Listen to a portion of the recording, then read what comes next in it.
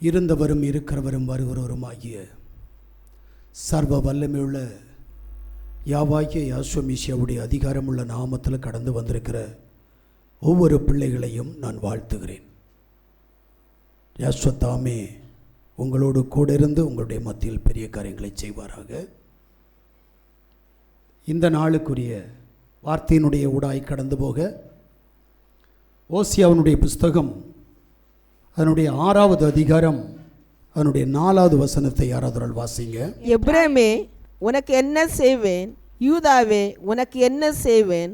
உங்கள் பக்தி காலையில் காணும் மேகத்தை போலவும் விடியற்காலையில் தோன்றும் பனியை போலவும் ஒழிந்து போகிறது. வாசிக்கப்பட்ட வேத பகுதியில் ஓசியா தீர்க்கதரிசியின் மூலமாய் இஸ்ரவேலரின் தேவன் ஒரு ரகசியத்தை சொல்லுகிறார். என்னவென்று கேட்டால், எப்ராயிமே யூதாவே உங்கள் பக்தி காலையில் காணும் மேகத்தை போலவும் விடியற்காலத்தில் தோன்றும் பனியை போலவும் ஒளிந்து போகிறது. இந்த இடத்துல எப்ராயிம் என்றால் யார், யூதா என்றால் யார் என்கின்ற அறிவு நமக்கு தேவை. இந்த எப்ராயிமை குறித்து வாசிக்கிற போது ஆதியாகமத்தினுடைய புஸ்தகம் 41வது அதிகாரம் அதனுடைய 52வது வசனம் சொல்லுகிறது, நான் சிறுமைப்பட்டிருந்த தேசத்தில் தேவன் என்னை பலக பண்ணினார் என்று சொல்லி இளையவனுக்கு எப்ராயிம் என்று பெயரிட்டான். இந்த எப்ராயிம் யாருடைய குமாரன் என்று சொல்லப்படுகிறது? அவன் யோசேப்பினுடைய மகன். இவனை குறித்து வேதத்திலே வாசிக்கிற போது யோவான் சுவிசேஷம் 11வது அதிகாரம் 11:54 வாசிக்கிற போது, ஆகையால் யாசுவா அதன் பின்பு வெளியரங்கமாய் யூதருக்குள் சஞ்சரியாமல் அவ்விடம் விட்டு வனாந்தரத்துக்கு சமீபமான இடமாகிய எப்ராயிம் எனப்பட்ட ஊருக்கு போய் அங்கே தம்முடைய சீசருடனே கூட தங்கியிருந்தார். எப்ராயிம் என்பது சர்வ வல்லமையுள்ள தேவன் இந்த பூமியிலே மாம்சத்தில் கடந்து வந்தார். வந்தவர் தங்கின ஒரு தேசம் எப்ராயிம். இந்த தேசம் யாருக்கு சொந்தமானது என்று கேட்டால், யோசுவாவினுடைய புஸ்தகம் அதனுடைய 16வது அதிகாரம் 8லிருந்து 10 வரைக்கும் நாம் வாசிப்போமே. ஆனால் தப்புவாவிலிருந்து மேற்கு எல்லை கானா நதிக்கு போய் சமுத்திரத்திலே முடியும். இது எப்ராயிம் புத்திரன் கோத்திரத்திற்கும் அவர்கள் வம்சங்களின்படி உண்டான சுதந்திரம். பின்னும் எப்ராயிம் புத்திரருக்கு பிரத்யேகமாய் கொடுக்கப்பட்ட பட்டணங்களும் அவைகளின் கிராமங்களும் எல்லாம் மனாசே புத்திரருடைய சுதந்திரத்தின் நடுவே இருக்கிறது. அவர்கள் காசேரிலே குடியிருந்த கானானியரை துரத்திவிடவில்லை. ஆகையால் கானானியர் இந்நாள் மட்டும் இருக்கிறபடி எப்ராயிமருக்குள்ளே குடியிருந்து பகுதி கட்டுகிறவர்களாய் சேவிக்கிறார்கள். வாசிக்கப்பட்ட வேத பகுதியில் கானான் தேசத்தின் பெரும் பகுதி இந்த எப்ராயிமுக்கு சொந்தமானது. ஆனால் அவர்கள் ஒரு தவறு செய்கிறார்கள். ஏனென்று சொன்னால், எப்ராயிமுக்கு சொந்தமான இந்த கானான் தேசத்திலே அந்நியர்கள் குடியிருக்க இடம் கொடுத்தார்கள். நன்றாக புரிந்து கொள்ளுங்கள். நாம் ஆராதிக்கிற தேவன், நாம் விசுவாசிக்கிற தேவன் தங்குகிற இடமாயிருக்கிற எப்ராயிம் இந்த தேசத்தில் அந்நியர்களுக்கு நாம் இடம் கொடுப்போமே, ஆனால் நம்முடைய பக்தி நம்மை விட்டு கடந்து போய்விடும். இதைத்தான் எப்ராயிமை குறித்து சர்வ வல்லமையுள்ள தேவன் நமக்கு உணர்த்துகிறார். நமக்குள்ளே யார் வாசமாய் இருக்கிறார், நமக்குள்ளே எப்படிப்பட்ட கிரியைகள் இருக்கிறது, அது புறஜாதிகளுக்கு சொந்தமான கிரியைகளா அல்லது நாம் ஆராதிக்கிற தேவனுடைய கிரியைகளா என்பதை நாம் உற்று கவனிக்க வேண்டும். நம்மை நாமே தற்பரிசோதனை செய்யவில்லை என்று சொன்னால் நாம் தேவனுடைய நன்மையை அனுபவிக்க முடியாது. இதுபோல் யூதாவை குறித்து நாம் வாசிக்கிற போது, யூதா என்பது துதி அல்லது புகழ்ச்சி என்று அர்த்தம். ஆதியாகமத்தினுடைய புஸ்தகம் 29வது அதிகாரம் 35வது வசனத்தை வாசிக்கிற போது, யாக்கோபுக்கும் லேயாளுக்கும் பிறந்த மகன் என்று சொல்லப்பட்டிருக்கும். மறுபடியும் அவள் கர்ப்பவதி ஆகி ஒரு குமாரனை பெற்று இப்பொழுது யாவை துதிப்பேன் என்று சொல்லி அவனுக்கு யூதா என்று பெயரிட்டாள். ஆமென். பிற்பாடு அவளுக்கு பிள்ளை பேறு நின்று போயிற்று. ஆமென். ஆதியாகமத்தினுடைய புஸ்தகம் 49வது அதிகாரம் 8 முதல் 10 வரை உள்ள வார்த்தைகளை நீங்கள் வாசிப்பீர்களே ஆனால், யூதாவே, சகோதரரால் புகழப்படுபவன் நீயே. நல்ல கேளுங்க. யூதா யாரு அப்படின்னா, சகோதரர்களால் புகழப்படுகிறவன் நீயே. உன் கரம் உன் சகோதரனுடைய பிடரியின் மேல் இருக்கும். உன் கரம் உன் சகோதரனுடைய பிடரியின் மேல் இருக்கும். உன் தகப்பனுடைய புத்திரர் உன்மேல் பணிவார்கள். உன்னுடைய தகப்பனுடைய பிள்ளைகள் உன்னை கண்டு பணிவார்கள். யூதா பாலசிங்கம், நீ இறை கவர்ந்து கொண்டு ஏறி போனாய். ஆமென். என் மகனே, சிங்கம் போலும் ஆமென் கிளச்சிங்கம் போலும் ஆமென் மடங்கி படுத்தான். அவனை எழுப்புகிறவன் யார்? ஆமென். சமாதான யா வருமளவும் ஆமென். செங்கோல் யூதாவை விட்டு நீங்குவதும் இல்லை. நல்ல கேளுங்க. செங்கோல் யூதாவை விட்டு நீங்குவதில்லை. நியாய பிரமாணிக்கன் அவன் பாதங்களை விட்டு ஒளிவதும் இல்லை. ஆமென். ஜனங்கள் அவரிடத்தில் சேருவார்கள். ஆமென். வாசிக்கப்பட்ட வேத பகுதி உங்களுக்கு நன்றாக புரிந்திருக்கும் என்று நினைக்கிறேன். யூதா என்பவன் எப்படிப்பட்டவன்? அவன் சகோதரர்கள் அவனை கண்டு பயப்படுவார்கள்.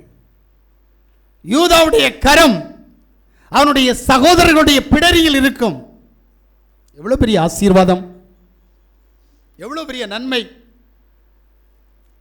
இவன் பாலசிங்கத்தை போல் இருக்கிறவன். இவனிடத்தில் எப்போதுமே செங்கோல் இருக்கும். ஆட்சி அதிகாரம் இவனிடத்தில் தான் இருக்கும்.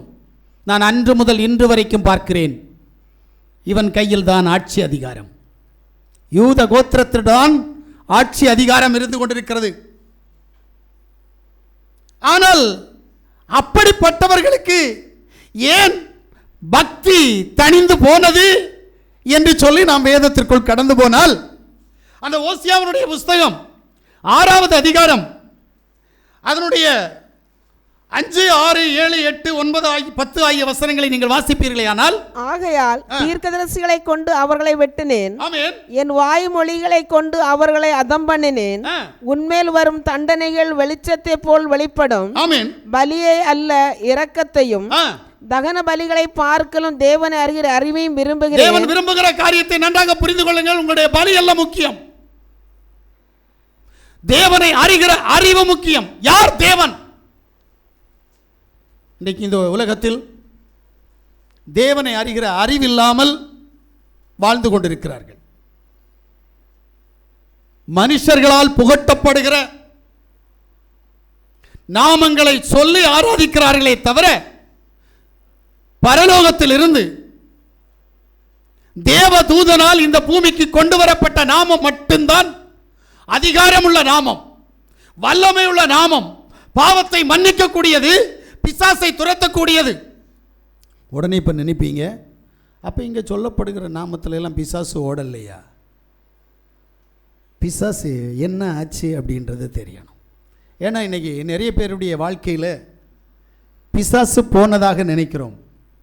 நான் வேதத்தை வாசித்து அதில் அறிந்து கொண்ட விஷயம் என்னவென்று சொன்னால், ஒரு பிசாசு ஒரு மனிதனிடத்திலிருந்து கடந்து போனால் அது அடையாளத்தினுடைய ஊடாய் கடந்து போகும். இரண்டாவது, அந்த பிசாசு எங்கிருந்து வந்ததோ அங்கு அது சேதப்படுத்தும்.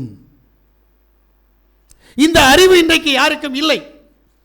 முக்கியமாய் சொல்ல போனால், கல்லறை தோட்டத்தில் இருந்து கடந்து வந்த லேகியோன் பிசாசு பிடித்த வாலிபன் மேசியா வருவதை கண்டான். மேசியா வருவதை கண்டவுடனே பயந்து, ஆண்டவரே உமக்கும் எனக்கும் என்ன, என் வேலை இன்னும் வரவில்லையே, ஏன் என்னை உபத்திரவப்படுத்த வந்தீர் என்று சொல்லி அவன் கத்த ஆரம்பித்தான். ஆனால் மேசியாவோ வாய் திறந்து ஒரு வார்த்தை கூட பேசவில்லை. உற்று கவனியுங்கள். இப்போது பிசாசு பிடித்தவன் கேட்கிறான், என்னை அனுப்புவதாக இருந்தால் அந்த பன்றி கூட்டத்தில் அனுப்பும். நான் கேட்கிறேன், இன்றிருக்கிற ஊழியர்கள், இன்றிருக்கிற விசுவாசிகள் பிசாசு துரத்துகிறேன் என்று சொல்லுகிறார்களே, அவர்கள் பிசாசு இருந்தவனிடத்தில் இருந்த பிசாசை எங்கே அனுப்பினார்கள்? அது எங்கே கடந்து போனது? அறிகிற அறிவு ரொம்ப முக்கியம். எல்லாரும் சொல்றாங்க பிசாசு போச்சு, பிசாசு போச்சு. எங்கே போச்சு? ஆடின உடனே போமான்னு கேட்டால் போகாது. பிசாசுக்கு நீ ஒரு இடத்தை ஆயத்தப்படுத்தி கொடுக்க வேண்டும் அல்லவா? என்னிடத்தில் ஒரு பிசாசு இருக்கிறது என்று சொன்னால் அது இருப்பதற்கு ஒரு இடத்தை நான் ஆயத்தப்படுத்த வேண்டும். அப்போதுதான் அது என்னை விட்டு கடந்து போகும். இல்லையானால் அந்த பிசாசு கடந்து போகாது. ஒருவேளை அதனுடைய கிரியை மாற்றும். ஆடிக்கொண்டிருந்த ஆட்டம் மாறும், பாடிக்கொண்டிருந்த பாட்டு மாறும், உதறிக்கொண்டிருந்த உதறல் மாறும். ஆனால் அது போகவில்லை. அது வேறொரு கிரியை செய்யும். அதை நீ மறந்து விடாதே. இரண்டாவது, ஒருவேளை உன்னிலிருந்து அந்த பிசாசு கடந்து போனால் சில நாட்களுக்கு பின்பு நீ வெறுமையாய் இருக்கிறாய் என்பதை உணர்ந்து தன்னிலும் பொல்லாத பிசாசோடு கூட உன்னிடத்தில் மறுபடி கடந்து வரும் என்று சொல்லி வேதம் சொல்லுகிறது. அப்படியானால் பிசாசு துரத்துவது எல்லாராலும் முடியாது. பிசாசை சிலருக்கு அடக்கி வைக்க தெரியும், ஆடுகிற ஆட்டத்திலிருந்து அடக்க தெரியும். பிசாசை முறியடிக்க தெரியாது. வேதம் சொல்லுகிறது, பிசாசுக்கு எதிர்த்து நில்லுங்கள், அப்போது அவன் உங்களை விட்டு ஓடி போவான். நான் பாவத்தோடு இருந்து, பாரம்பரிய கட்டோடு இருந்து நான் எப்படி ஒரு பிசாசை துரத்த முடியும்? இன்றைக்கு அநேகருக்கு பிசாசின் மேல் அதிகாரம் இல்லை. அதனால தான் சொல்லுவேன், எங்கள் வீட்டு பக்கத்தில், நான் இருக்கிற வீட்டு பக்கத்தில் ஒரு ஊழியக்காரர், நான் போனதிலிருந்து இன்று வரைக்கும் அவருடைய மனைவிக்கே பிசாசு துரத்தி கொண்டிருக்கிறார், ஆனால் போக மாட்டேன். இடையில நினச்சேன் ஒருவேளை போயிருக்குமோ, ஏன்னா நாங்கள் நைட்டில் கேட்குறதில்ல. கடைசியில் பார்த்தா 2 வாரத்துக்கு முன்னாடி விடிய காலையில் 3 மணிக்கு இருந்து பிசாசு விரட்டிட்டு இருக்கிறாரு. கொஞ்சம் பாஸ்டர் சபை நடத்துகிறார், நம்முடைய சபையை விடவும் அதிகமான ஜனங்கள் அங்கே இருக்கிறது. எனக்கு ஆச்சரியமாக இருக்கிறது. ஒரு ஊழியக்காரனுடைய மனைவிக்கே இத்தனை மாதம், இத்தனை வருடம் பிசாசு பிடித்து அலைகிறார் என்று சொன்னால் அவருடைய சபையில் இருக்கிற ஜனங்கள் எப்படி இருப்பார்கள் என்பதை நாம் உணர வேண்டும். ஏன்? பிசாசினுடைய மேல் அவர்களுக்கு அதிகாரம் இல்லாமல் இருக்கிறது. பிசாசு விசுவாசிக்கிற உங்களை பார்த்து பயப்படணும். பயப்படுமா? இல்லையே. நாம் உண்மையிலேயே மெய்யான தேவனை ஆராதிக்கிற ஜனமாக இருந்தால் அது நம்மை பார்த்து பயப்பட நம்முடைய கையில், யூதாவுக்கு இருந்த கோல் உன்னுடைய கையில் இருக்கும். நீ கர்ச்சிக்கிற சிங்கமாக இருப்பாய். ஏனென்றால் அவர் சிங்கம், அவருடைய பிள்ளை நீயாக இருந்தால் நீ சிங்கக்குட்டியாக இருப்பாய். உன்னுடைய சகோதரர்கள் மத்தியில் நீ உயர்த்தப்படுவாய். அவர்களுடைய பிடரியில் உன் கை இருக்கும். இந்த அதிகாரம் இல்லை என்று சொன்னால் பிசாசு உன்னை அதிசீக்கிரமாக வஞ்சித்து விடும். அல்லேலூயா, அல்லேலூயா. இதைத்தான் இங்கு சொல்லப்படுகிறது. ஏனென்றால் அவ்வளவு பெரிய விசுவாசம், யாவாகிய வல்லமை இந்த எப்ராயிமிடத்திலும் யூதேயாவிடத்திலும் இருந்தது. ஆனாலும் அவருடைய பக்தி என்னாச்சு? வேதம் சொல்லுகிறது அவருடைய பாவம். தொடர்ந்து வாசிங்க. அவர்களோ ஆதாமை போல் உடன்படிக்கையை மீறி அங்கே எனக்கு விரோதமாய் துரோகம் பண்ணினார்கள். ஆமென். கீலேயாத்து அக்கிரமம் செய்கிறவர்களின் பட்டணம் அது இரத்த காலடிகளால் மிதிக்கப்பட்டிருக்கிறது. எப்படி? எவ்வளவு பெரிய அபிஷேகத்தை பெற்றவர்கள் பாவத்தின் கூடாரமாய், சாத்தானின் இருப்பிடமாய் மாறுகிறது. ஏனென்றால் பாவம். ஆமென். வாசிங்க. பரிகாரன் கூட்டங்கள் ஒருவனுக்கு காத்திருக்கிறது போல சீகமுக்கு போகிற வழியிலே கொலை செய்கிற ஆசாரியரின் கூட்டம் காத்திருக்கிறது. தோஷமான காரியங்களை செய்கிறார்கள். பயங்கரமான காரியத்தை இஸ்ரவேல் வம்சத்தாரில் கண்டேன். அங்கே எப்ராயிமின் வேசித்தனம் உண்டு. இஸ்ரவேல் தீட்டுப்பட்டு போயிற்று. யூதாவே உனக்கு ஒரு அறுப்பு காலம் நியமிக்கப்பட்டிருக்கிறது. ஆமென். நியாய தீர்ப்பு யூதாவுக்கு வைக்கப்பட்டிருக்கிறது. ஆனால் வேசித்தனத்தின் ஆவி உன்னிடத்தில் இருக்கிறது. ஆசாரியரோ தன்னிடத்தில் இருக்கிற ஆத்துமாவை கொலை செய்ய, விதவைகள் ஆக்க விரும்புகிறான். சத்தியத்தை சத்தியத்தின்படி சொல்லிக் கொடுக்க மாட்டான். சத்தியத்தை அறிவீர்கள், சத்தியம் உங்களை விடுதலையாக்கும் என்று வேதம் சொல்ல, சத்தியம் என்றால் என்னவென்று தெரியாத ஒரு பெருந்திரள் கூட்டம் இந்த பூமியில் அவருடைய வேதத்தை எடுத்து பிரசங்கித்துக் கொண்டிருக்கிறது என்பதை நாம் மறந்துவிடக்கூடாது. சத்தியம் என்றால் என்ன? இன்னைக்கு சொல்றாங்க நான் வணங்குற கடவுள் சத்தியம். எந்த தேவனை நாம் ஆராதிக்கிறோம்? நாம் ஆராதிக்கும் தேவன் யார்? அவர் இந்த பூமியை சிருஷ்டித்தவரா? அண்ட சராசரிகளை சிருஷ்டித்தவரா? உன்னையும் என்னையும் சிருஷ்டித்தவரா என்கின்ற கேள்வி என்னுடைய ஊடாய் நீங்கள் கடந்து போனால், மனிதர்களால் உருவாக்கப்பட்ட அநேக கடவுள்களை அநேகர் இன்றைக்கு ஆராதித்துக் கொண்டிருக்கிறார்கள். நன்றாக புரிந்து கொள்ளுங்கள், மனிதர்களால் உருவாக்கப்பட்ட கடவுள்கள். இவர்கள் யாரும் சிருஷ்டிகர் அல்ல, இவர்கள் யாரும் சிருஷ்டித்ததும் அல்ல. சிருஷ்டிக்காத மனிதர்களால் உருவாக்கப்பட்ட புதிய நாமங்களை உடைய சில கடவுள்களை வேத கடவுள் என்று சொல்லி ஆராதித்துக் கொண்டிருக்கிறார்கள். இது விபச்சார ஆவி, இது வேசித்தனத்தின் ஆவி. இந்த ஆவி உடையவர்களுக்கு நியாய தீர்ப்பு ஒன்று இருக்கிறது என்று சொல்லுகிறார். இப்படிப்பட்டவர்களுடைய பாவத்தின் நிமித்தமாய், பாரம்பரியத்தின் நிமித்தமாய், அசுத்தத்தின் நிமித்தமாய் ஒன்று நடக்கிறது, அவருடைய பக்தி அற்று போகிறது, விசுவாசம் குறைந்து போகிறது. நீ யார் என்கின்ற அறிவு உனக்கு தேவை. பக்தி உடையவனாய் வாழ வேண்டுமானால் நன்றாக புரிந்து கொள்ளுங்கள், நான் யார், எனக்கும் என் தேவனுக்கும் என்ன சொந்தம், நான் அவருக்கு யாராக இருக்கிறேன், அவர் எனக்கு யாராக இருக்கிறார். அறிவு ரொம்ப முக்கியம். சில தகப்பன்மார் சொல்லுவாங்க பிள்ளைகளை பார்த்து, நீ என் பையன் இல்லை, நீ என் பொண்ணு இல்லை, நீ எனக்கு தேவையில்லை, உனக்கும் எனக்கும் சொந்தம் இல்லை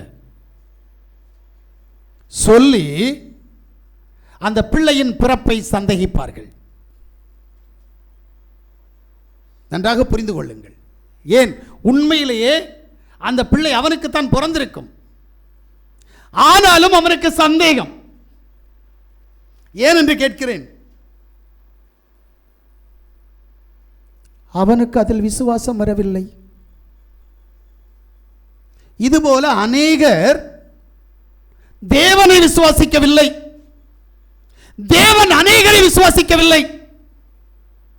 இவன் தன்னை யூதன் என்று சொல்லலாம், இவன் தன்னை அவருடைய பிள்ளை என்று சொல்லலாம், ஆனால் அவர் உன்னை ஏற்றுக்கொண்டாரா? உண்மை ஒன்றை புரிந்து கொள்ளுங்கள், நீங்கள் என்றைக்கு உங்களுடைய தேவனை அறிகிற அறிவுக்குள் கடந்து போய் அவருக்கு ஏற்றபடி நீங்கள் வாழ்கிறீர்களோ அன்றைக்கு உங்களுடைய சகல கட்டுகளில் இருந்து உங்களுக்கு விடுதலை உண்டாகும். கட்டப்பட்ட மனிதன் ஒரு நாளும் தகப்பனுக்கு சொந்தம் அல்ல. இளைய குமாரன் கட்டப்பட்ட வாழ்க்கையில் இருந்தான், பன்றியின் ஆகாரத்தை புசிக்க வேண்டும் என்று இருந்தான், புசிப்பதற்கும் கிடைக்கவில்லை. அந்த தருவாயில் தன் தகப்பனாருடைய வேலைக்காரர்களை நினைத்து பார்த்தான், தகப்பனை நினைக்கவில்லை. என் தகப்பனிடத்தில் இருக்கிற வேலைக்காரர்கள் எவ்வளவு நிம்மதியாய், எவ்வளவு ஆசீர்வதிக்கப்பட்டவர்களாய், எப்படி புசிக்கிறவர்களாய், எப்படி உடுத்துகிறவர்களாய், எவ்வளவு சுதந்திரம் உள்ளவர்களாய் இருக்கிறார்கள். நானோ பன்றியின் ஆகாரத்தை தேடியும் எனக்கு கிடைக்கவில்லை என்கின்ற ஐயப்பாட்டு நிமித்தமாய் தகப்பனை நினைக்க ஆரம்பித்தான். நினைத்தவன் வருந்தினான், வருந்தினவன் ஓடினான், ஓடினவன் தகப்பனை பார்த்து சொன்னான், தகப்பனே நீர் என்னுடைய தகப்பன் அல்ல, உமக்கும் எனக்கும் ஒரு பெரிய பிளவு இருக்கிறது, நான் உம்முடைய நம்பிக்கைக்கு பாத்திரவன் அல்ல, உமக்கு நான் துரோகம் செய்தவன் என்று சொல்லி தன்னை தாழ்த்தினான்.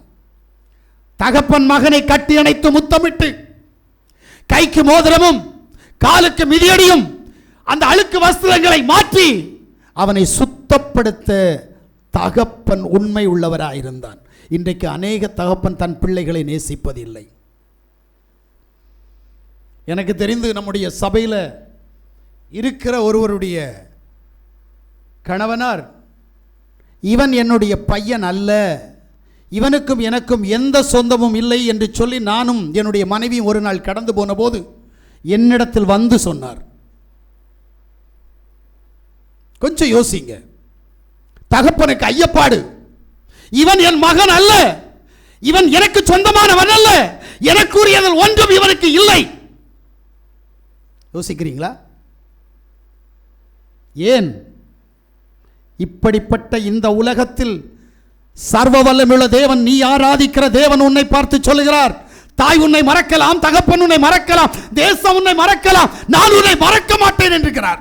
அப்படிப்பட்ட தேவனுக்கு நீ எப்படி வாழ்ந்து கொண்டிருக்கிறாய்? உன்னுடைய பேச்சில், உன்னுடைய எண்ணத்தில், உன்னுடைய கிரியையில் உன் விசுவாசம் தளர்ந்து போகிறது, உன்னுடைய பக்தி அற்று போகிறது. அப்படியானால் எப்படி உன்னை தேவன் பராமரிப்பார்? உன்னை தேவன் பாதுகாத்துக் கொள்வார். அறிகிற அறிவு ரொம்ப முக்கியம்.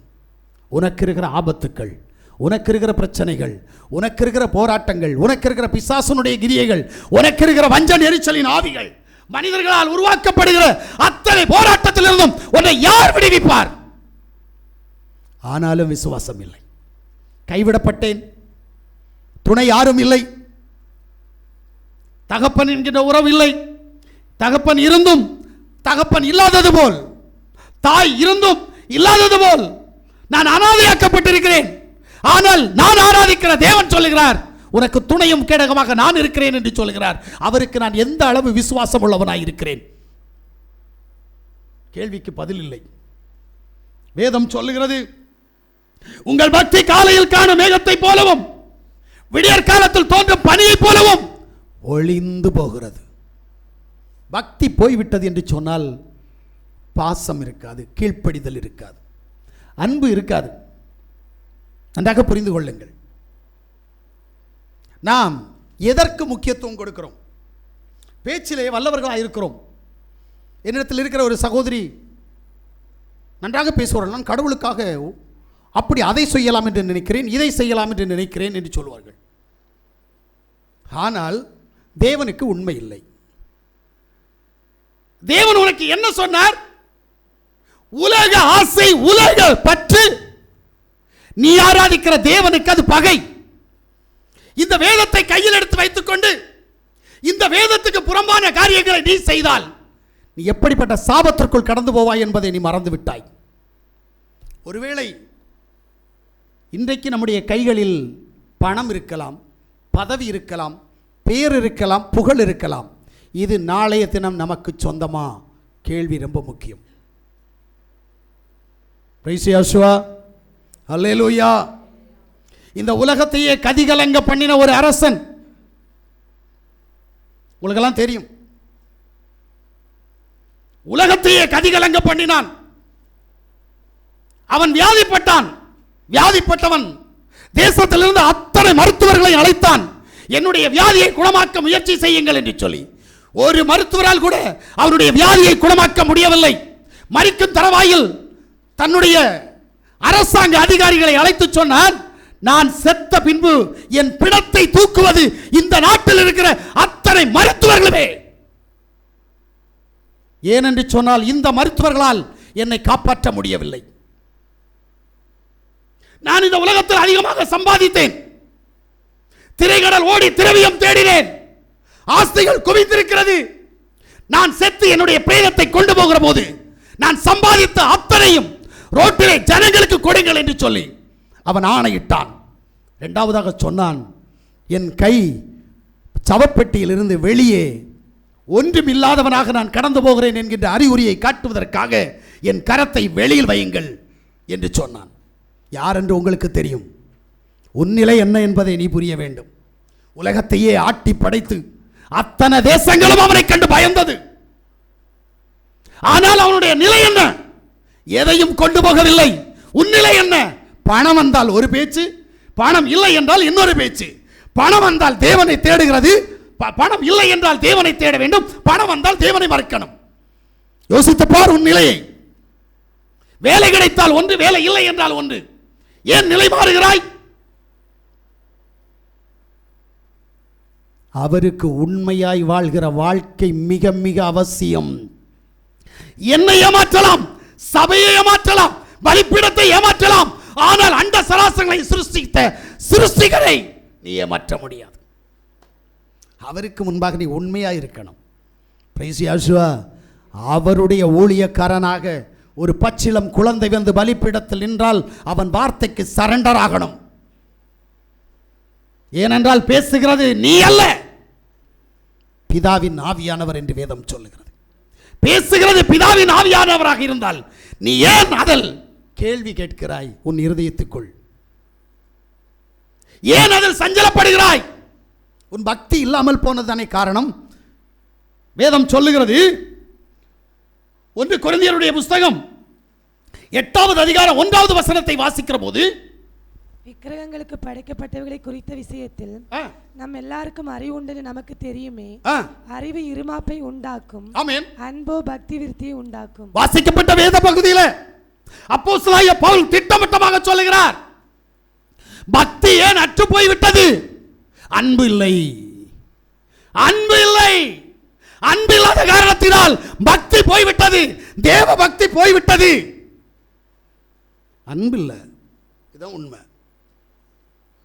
நேற்று நல்லா தானே இருந்த, இன்னைக்கு உனக்கு இந்த கெதி வர்றதுக்கு காரணம் என்ன? ஏன் சாபம் உன்னை மோதி அடிக்கிறது? ஏன் பிசாசு உன்னுடைய குடும்பத்தில் கிரியை செய்கிறது? நீ நேசிக்கிற பிள்ளையிடத்தில் ஏன் பிசாசுனுடைய கிரியைகள்? நீ நேசிக்கிற மனைவியிடத்தில், நீ நேசிக்கிற புருஷனிடத்தில் ஏன் பிசாசானவன் குடிகொண்டிருக்கிறான்? அறிகிற அறிவு ரொம்ப முக்கியம். நீயும் வாழ்ற, உன் முன்னாடி ஒன்றும் இல்லாதவனும் வாழ்றான்.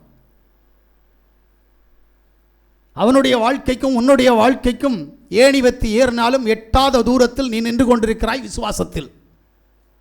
ஆனால் நீ என்ன சொல்லுகிறாய்? நான் விசுவாசி, நான் தேவனுக்கு பிரியமானவன், தேவன் என்னை நடத்துகிறார். எல்லாரையும் தான் நடத்துவார், ஒன்றை மட்டும் இல்லை, புறஜாதிகளையும் நடத்தி கொண்டிருக்கிறார். நான் அந்த நடத்துதலை பற்றி பேசவில்லை. உன்னுடைய சத்ருவின் நிலை என்ன? சரியாக புரிந்து கொள்ளுங்கள். உன்னுடைய சத்ருவின் நிலை என்ன? புரிதல் வேண்டும். நேற்றைய தினத்தில் என்னுடைய நண்பனை நான் பார்க்கும்படியாக கடந்து போனேன். எனக்கு சந்தேகம், இவனுக்கு ஏன் இந்த காரியம்? நான் அவன்கிட்ட ஒரு காரியம் கேட்டேன், மக்களே உனக்கு ஆக்சிடென்ட் நடக்க நேரம் உனக்கு என்னன்னு தெரிஞ்சிச்சான்னு கேட்டேன். மக்களே எனக்கு ஒன்றும் தெரியல. நான் போய் கயிறு கட்டினது கூட எனக்கு தெரியாது, வண்டி வந்தது எனக்கு தெரியாது, எனக்கு ஆக்சிடென்ட் ஆனது எனக்கு தெரியாது, எதுவுமே தெரியாது. ஆனால் அந்த ஆக்சிடென்ட் நடக்கிறதுக்கு சுமார் 5 நிமிஷத்துக்கு முன்னாடியே எனக்கு எதுவுமே தெரியாது. யோசிங்க, என்ன நடக்குன்னு உனக்கு தெரியாது, நடக்கிறது ஆட்டோமேட்டிக்காக நடக்கும். அவன்கிட்ட சொன்ன வார நேரத்தில் எழும்பி நடந்து வர முடியாத ஒரு புத்தன் என்னை கொண்டு வீட்டு வாசல் வெளியே விடுற நேரத்தில் சொன்னேன், மக்களே உனக்கு நடந்த ஆக்சிடெண்ட்டில் எனக்கு பலத்த சந்தேகம். அவன் ஒரு வார்த்தை சொன்னான், மருத்துவர் சொன்னாருங்க, உயிர் கிடைக்காது, உனக்காக அநேகர் ஜெபித்த ஜெபத்தின் மூலமாக நீ உயிர் தப்பி பிழைத்தாய் என்று சொன்னார். அடுத்து ஒரு வார்த்தை சொன்னான், எனக்கு யார் என்ன செஞ்சாங்கன்னு தெரியல, எல்லாத்தையும் கடவுள் பார்த்துக்கட்டும், நான் இதுக்காக எதுவும் செய்ய போகிறதில்லை. உண்மையில் எனக்கு அவனுடைய அந்த உறுதிப்பாடு எனக்கு ரொம்ப பிடிச்சிச்சு. கடவுளை அறியாதவன். நான் இதற்கு முன்பாக பல வருடங்களுக்கு முன்பாக இருந்த ரோமன் கத்தோலிக்க மார்க்கத்தில் இருக்கிறவன். அவனுக்கு அந்த நம்பிக்கை இருக்கிறது, உனக்கு இருக்கிறதா? வேத புஸ்தகத்தை எடுத்து வேதத்தை வார்த்தையை கேட்டு இதன்படி வாழ வேண்டும் என்கிற சத்தத்தினுடைய ஊடாய் கடந்து போற உனக்கு அந்த நம்பிக்கை, அந்த விசுவாசம் உன்னிடத்தில் இருக்கிறதா என்று கேட்டால் இல்லை. ஏனென்றால் பணம் வந்து விட்டது, ஏனென்றால் புகழ் வந்து விட்டது, ஏனென்றால் பெயர் வந்து விட்டது. தயவு செய்து சொல்லுகிறேன், இந்த உலக சிற்றின்பங்களுக்கு மயங்கி உன்னுடைய பக்தியை அற்றுப்போக பண்ணாதே.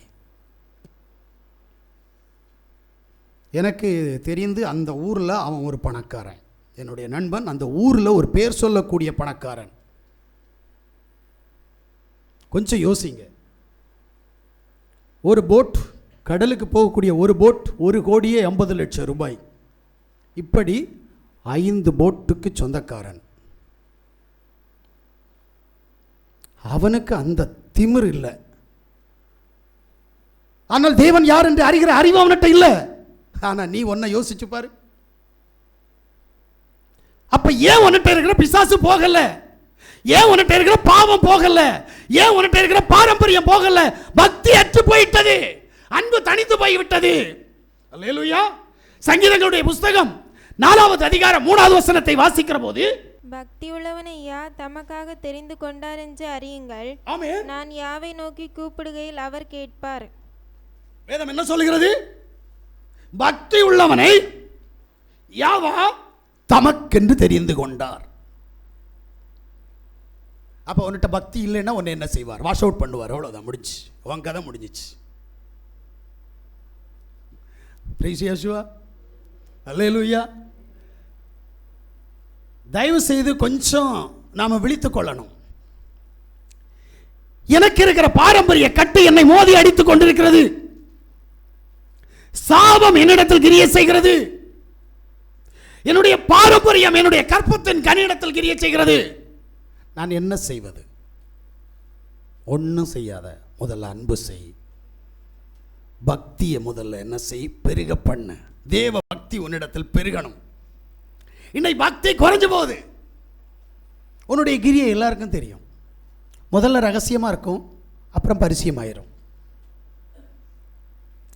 கடைசியில் பார்த்தா உனக்காக யாரும் திறப்பில் நிற்க மாட்டார்கள். உண்மை. ஒரு நாள் நீ கைவிடப்படுவாய். உன் நிலை என்ன? தேவன் உன்னை விட்டு விடுவார், தேவ மனிதன் உன்னை விட்டு விடுவான், தேவ ஜனம் உன்னை விட்டுவிடும். உனக்காக திறப்பில் நிற்க ஒருவன் இல்லை என்று சொன்னால் உன் நிலை என்ன? தேவன் ஒரு நாள் கேட்டார், வசனம் உனக்கு தெரியுமா என்று எனக்கு தெரியவில்லை. திறப்பில் நிற்பதற்காக அவர் யாரையோ ஒருவனை தேடுகிறார். ஆனால் அங்கு ஒருவனையும் காணவில்லை.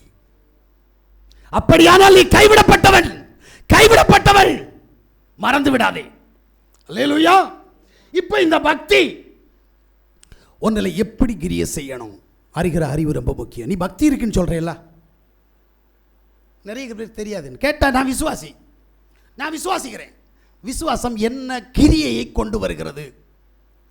வேத புஸ்தகத்தை திறந்து வாசிங்க. லூக்காவுடைய புஸ்தகம் 2வது அதிகாரம் 25வது வசனம்.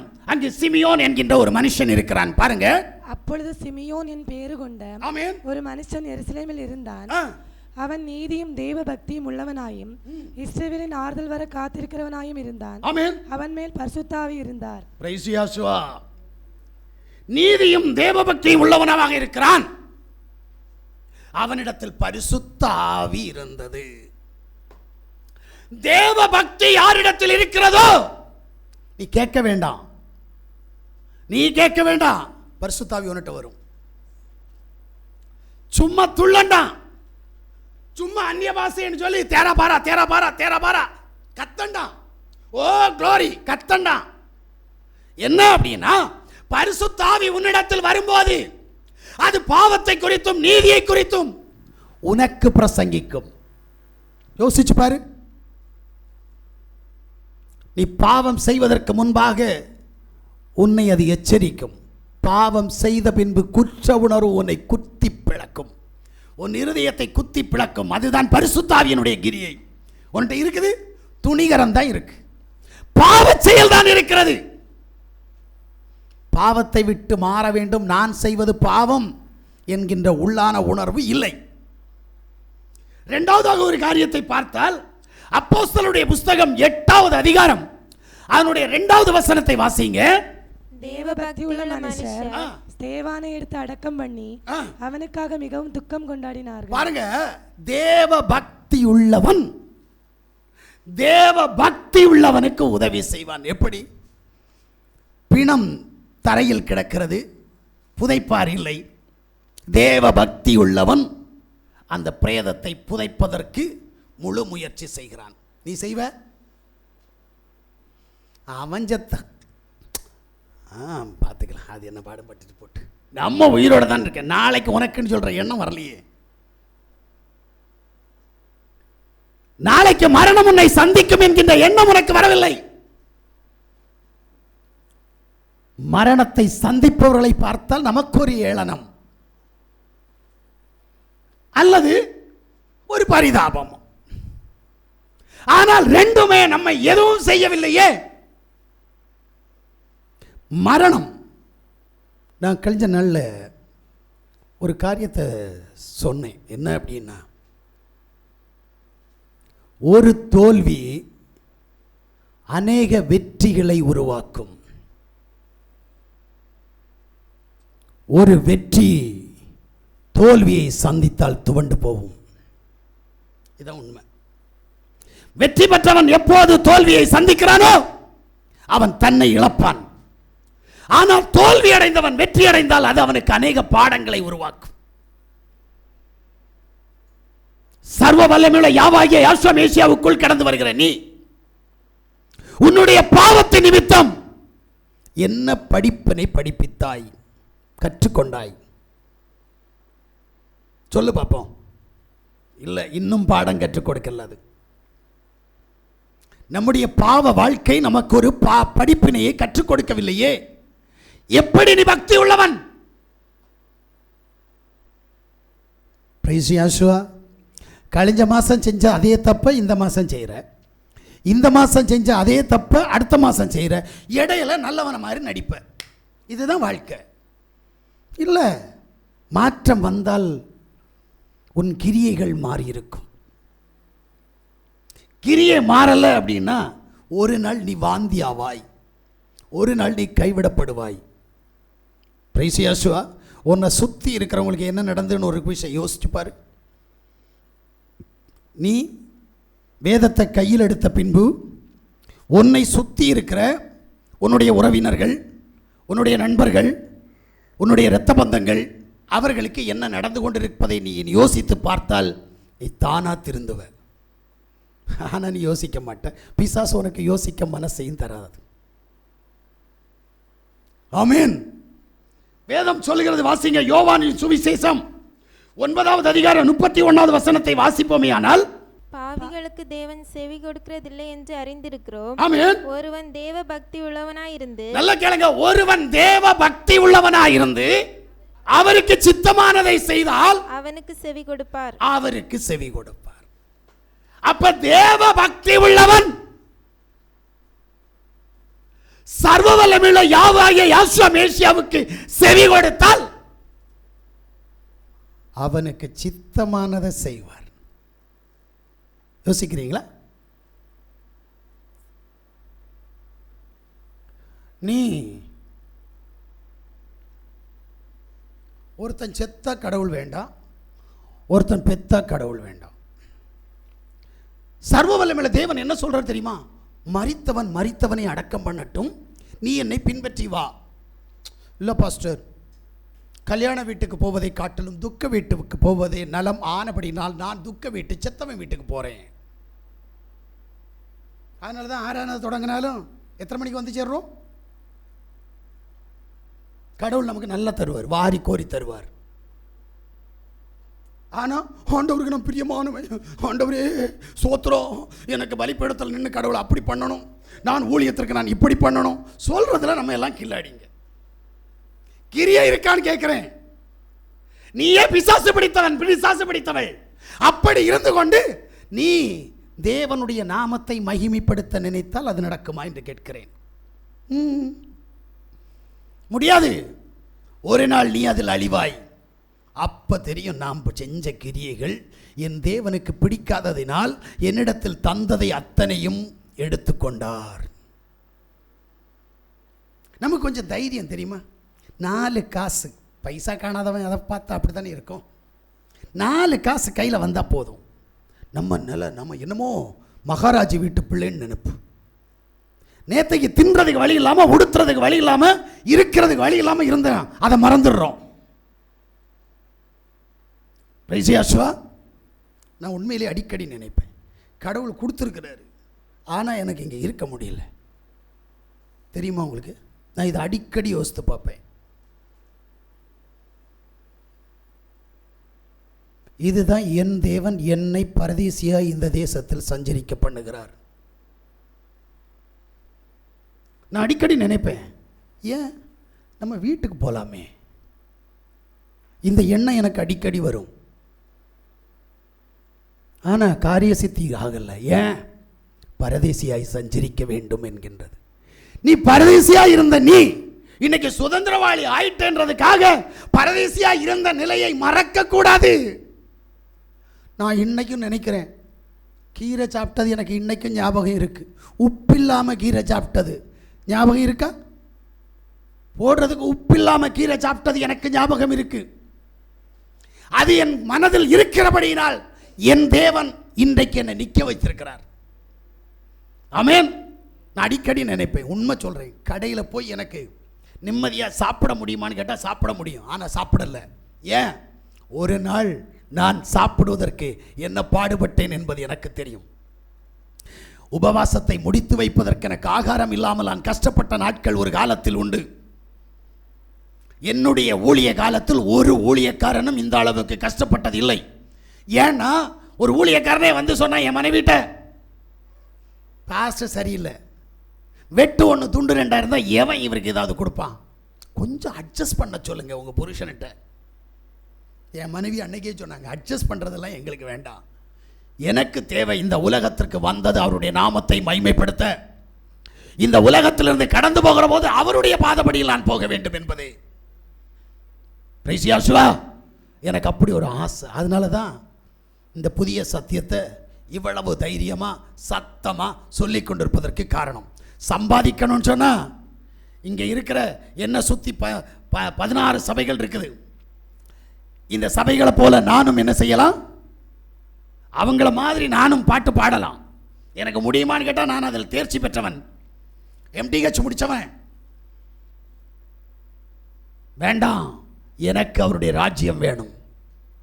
இந்த ஒரே காரணத்துக்காக நான் அநேக காரியங்களை இழக்கிறேன். நீ என்ன பண்ணிட்டு இருக்கிற? பக்தி எங்க இருக்குது? நீ பக்தி உள்ளவராக இருந்தால் உன் காரியத்தை சர்வ வல்லமையுள்ள தேவன் வாய்க்க பண்ணுவார்.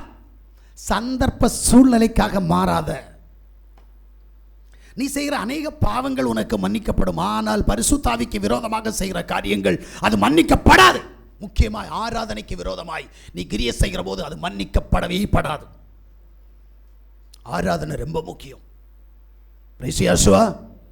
ஞாயிற்றுக்கிழமையில ஓம் விருப்பமான காரியத்தை நீ செஞ்சா அது அவ்வளவு பெரிய பாவம்.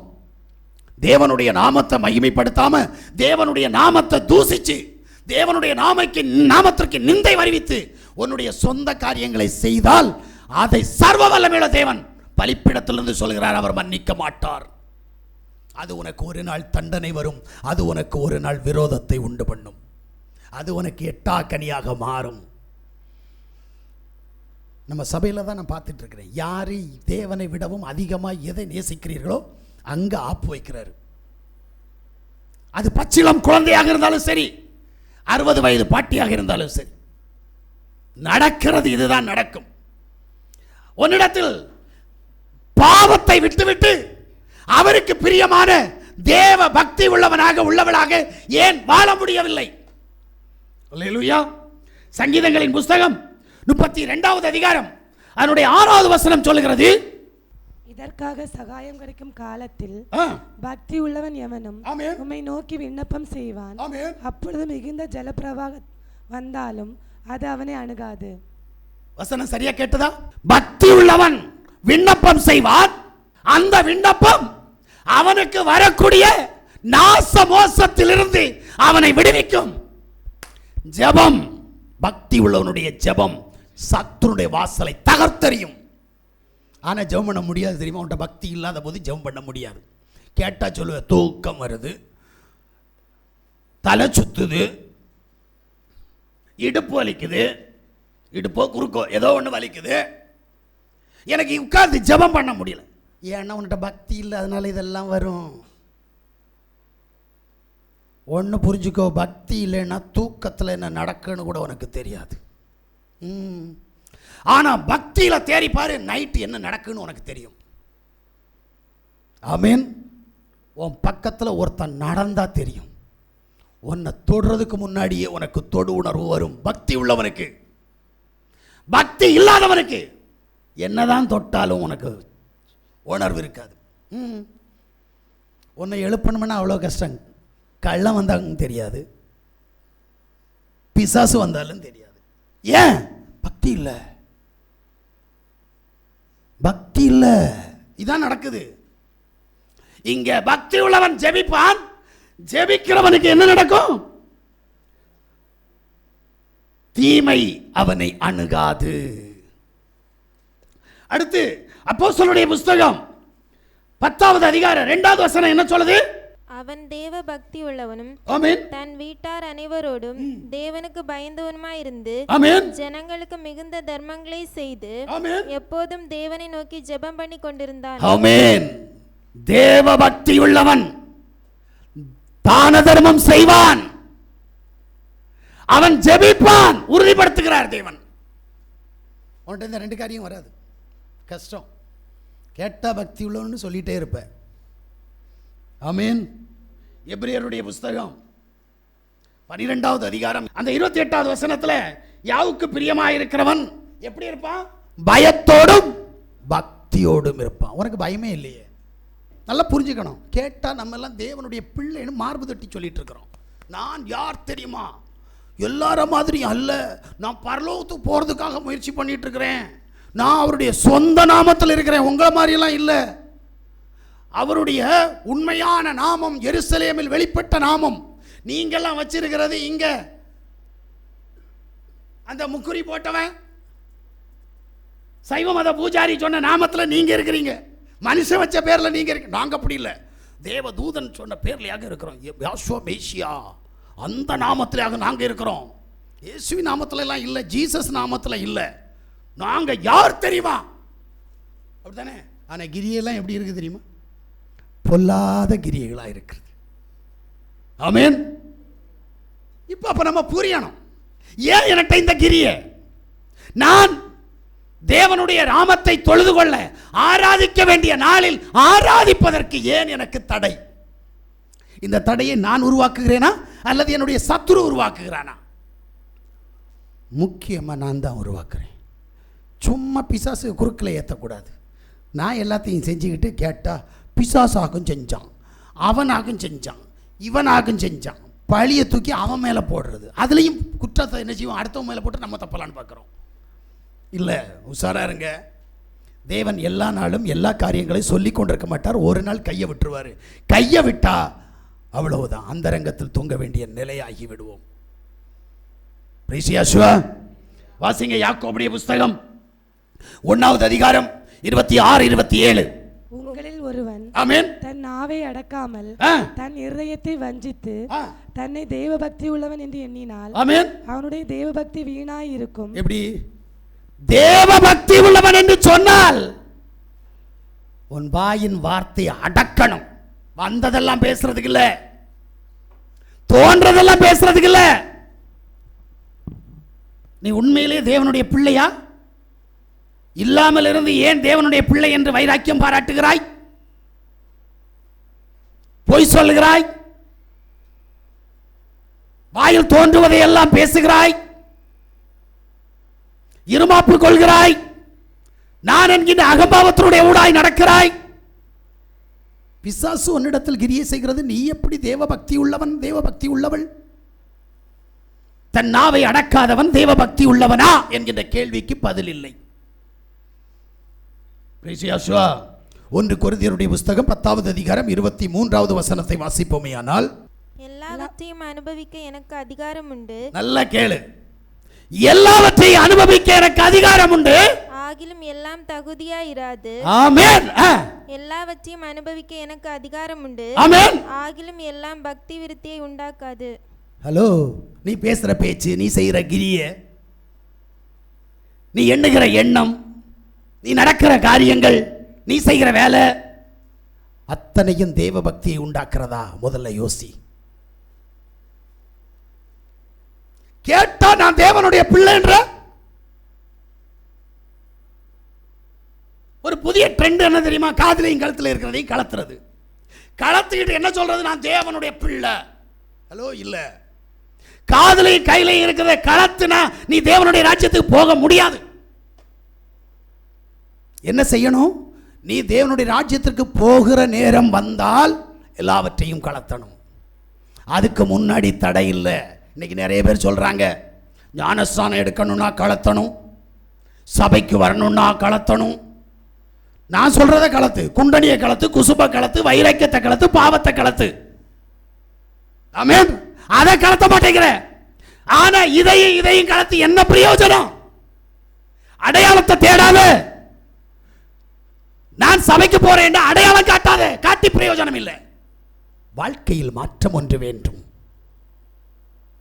எனக்கு தெரிஞ்சு இங்க இருக்கிற ஒரு பிள்ளை கம்பல் போட்டு இருந்துச்சு.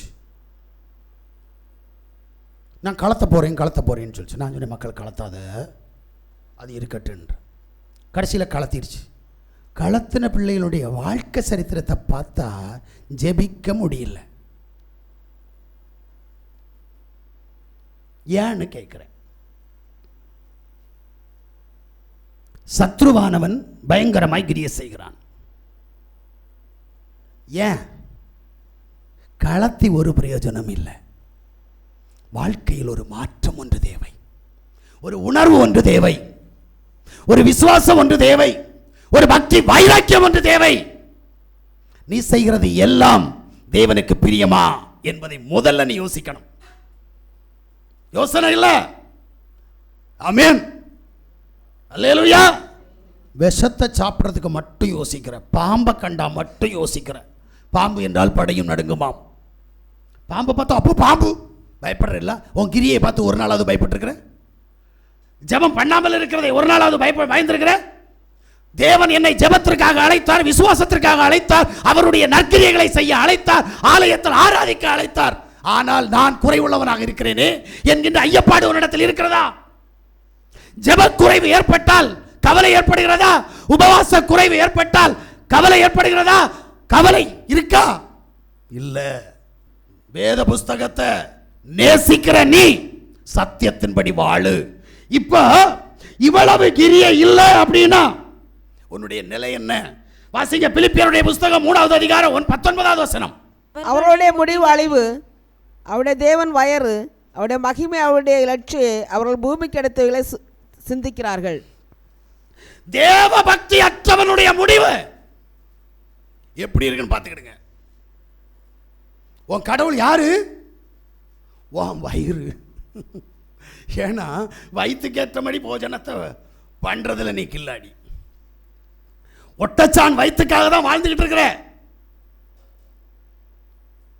இதுக்கு மேல வேதம் சொல்லுது, தேவ பக்தி அற்றோரின் முடிவு அழிவு. அல்லேலூயா. எரேமியா 2:32. ஒரு பெண் தன் ஆபரணத்தையும் ஒரு மணவாட்டி தன் ஆடைகளை மறப்பாளோ? ஆமென். என் ஜனங்களோ எண்ணி முடியாத நாட்களாய் என்னை மறந்து விட்டார்கள். ஆமென். அல்லேலூயா. யோசிக்கிறியா? நகை போடுறவங்க நகையை மறக்க மாட்டாங்க. ஆமென். அதான் கேட்கிறாரு, ஒரு பெண் தன்னுடைய ஆபரணத்தையும் ஒரு மணவாட்டி தன் ஆடையை மறப்பாளோ? இங்க இருக்கிறவங்க இங்க இப்ப போட்டுட்டு வந்திருக்கிற இந்த உடுப்போட கல்யாணத்துக்கு போவியாமா? உனக்கு கல்யாணத்துக்கு இந்த உடுப்போட போவியா? இல்ல. ஆனால் எண்ணி முடியாத நாட்களாய் என் ஜனங்கள் என்னை மறந்து போனார்கள். நிசார ஒரு துணியை கூட மறக்காத நீ, ஒரு ஆபரணத்தை மறக்காத நீ, சர்வ வல்லமையுள்ள தேவனை மறந்து கிரியை செஞ்சுக்கிட்டு இருக்கிற. இதான் உண்மை. ஆமென். ஒரு வருஷத்துல எவ்வளவு ரூபாய்க்கு துணி எடுக்கிற? எவ்வளவு ரூபாய்க்கு சாப்பாடு எடுக்கிற?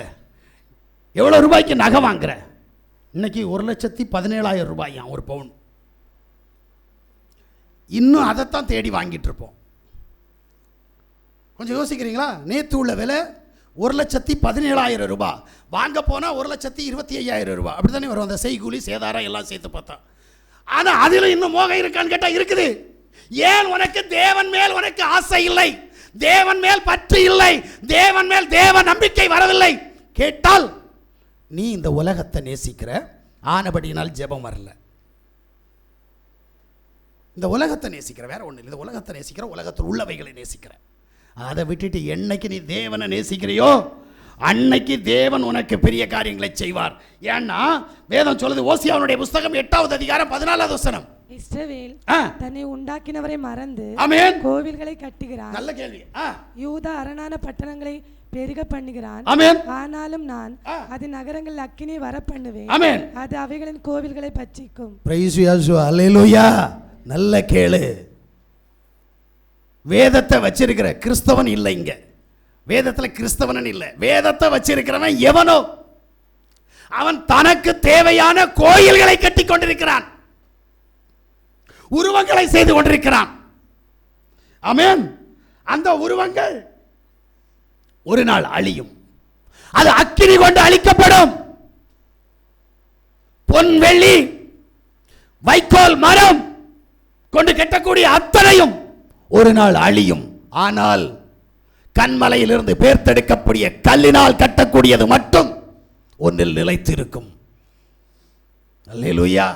கொஞ்சம் யோசித்து பாரு, எதுக்கு மேல ஆசை? தப்பா நினைச்சுக்காதீங்க. ஒருவேளை ஒரு மஞ்சாடி தங்க நகை நம்மகிட்ட இல்லை, ஒரு மஞ்சாடி, பழைய காலத்தில் மஞ்சாடினோம், இப்போ கிராமா ஏதோ ஒன்று, சரியா? தங்கத்துக்கு பதில் தன்னை ஏமாற்ற கவரிங் தேடுவோம். ஆமாவா இல்லையா? எதுக்குன்னு கேட்குறேன். அதான் உன்கிட்ட இல்லையே, அப்புறம் எதுக்கு கவரிங் போட்டு அழகு பார்க்குற? பிரைஸ் யாசுவா. இது போலத்தான் பக்தி இல்லாதவன் தேவ பக்தியின் வேஷத்தை தரித்து அதனுடைய பலனை மறுதலிக்கிற ஒரு கூட்டம் வேதத்தை வைத்துக்கொண்டு நான் தான் தேவனுடைய பிள்ளை என்று சொல்லி மார்பு தட்டி கொண்டிருக்கிறது. உன்னுடைய கிரியை என்ன? நீ தேவனுக்குள் எப்படி வாழ்கிறாய்? ஓசியாவுடைய புத்தகம் 8வது அதிகாரம் 14வது வசனத்தில் அவர் சொல்லும்போது சொல்றார், இவை எல்லாவற்றையும் அக்கினி கொண்டு நான் அழிப்பேன். நியாய தீர்ப்பு ஒன்று வருகிறது. அந்த நியாய தீர்ப்பு உன்னை அழிக்கக்கூடியதாக இருக்கிறது. ஏனென்றால் வேதம் சொல்லுகிறது, பெருமழை சொரிந்தது, பெருவெள்ளம் வந்தது, காற்று அடித்தது, அந்த வீட்டின் மேல் மோதினது, அந்த வீடு இருந்த இடம் தெரியாமல் அழிந்து போனது. காரணம், அந்த வீடு மணல் மேல் கட்டினதாயிருந்தது. ஆனால் கண்மலையின் மேல் வீடு கட்டினவனோ, பெருமழை சொரிந்து பெருவெள்ளம் வந்து காற்று அடித்து அந்த வீட்டின் மேல் மோதின போதும் அது நிலையாய் இருந்தது. நீ எங்க இருக்கிற? மணல்ல இருக்கிறியா இல்ல கல்லில் இருக்கிறியா? கல்லு என்கின்ற கண்மலை ஆகிய மேசியாவில் இருக்கிறாயா, இல்லது மணலாகிய மணலத்தனையான அஸ்திபாரம் ஆகிய அபிரகாமுடைய மற்ற 2 வகையான ஜனத்தை போல் நீ இருக்கிறாயா? அபிரகாமின் மூலமாகி 3 வகையான கூட்டம். நீ எந்த கூட்டத்தில் இருக்கிறாய்? புரியணும். வானத்து நட்சத்திரத்தை போல ஒரு கூட்டம், மணலத்தனையான ஒரு கூட்டம், தூசித்தனமான ஒரு கூட்டம். நீ யாரா இருக்கிற? புரியணும். அறிகிற அறிவு ரொம்ப முக்கியம். ஆமென். அதனாலதான் வேதம் சொல்லுகிறது, அக்கினி கொண்டு பட்சிக்கிற போது, உபாகமத்தினுடைய புத்தகம் 32வது அதிகாரம் அதனுடைய 18வது வசனத்தை வாசிங்களே. உன்னை ஜெனிப்பித்த கண்மலையை, நல்ல கேளுங்க, உன்னை ஜெனிப்பித்த கண்மலையை நீ நினையாமலும் நினையாமற் போனாய். உன்னை பெற்ற தேவனை மறந்தாய். உன்னை பெற்ற தேவனை மறந்தாய். எப்படி? கண்மலையும் இல்லை, தேவனும் இல்லை, எனக்கு நேரமும் இல்லை. என்ன செய்யறது? கண்மலையை பற்றி பேசுறதுக்கு நேரம் இல்லை. ஏன்னா இந்த கண்மலையை நிறைய பேர் இயேசுன்றாங்க, ஜீசஸ்ன்றாங்க. ஆனா கண்மலை யார் தெரியுமா? மேசியா. ஆமென். பைபிளில் தானியேலுடைய புத்தகம் 9வது அதிகாரத்துக்கு போனாதான் தெரியும், மேசியா தான் மெய்யான தேவன்.